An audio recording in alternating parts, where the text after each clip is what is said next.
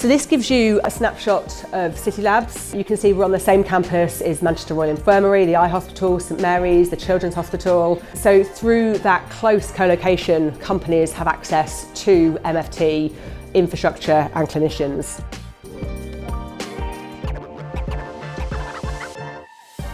I think collaboration is really important in helping businesses grow, particularly in the biotech diagnostics area. It really is a community. It's actually quite a small community, even though it's a large market. Mainly given us access to different expertise that we don't necessarily have in-house.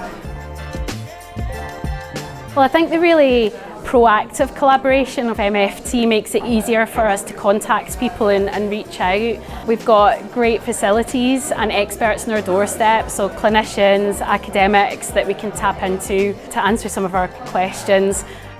We have an amazing university on our doorstep. We've recruited a lot of really smart, motivated students. They just want to help and really get things done to improve healthcare outcomes. Having that incubator and being able to collaborate with people within the facility is really how we grow and really make a difference.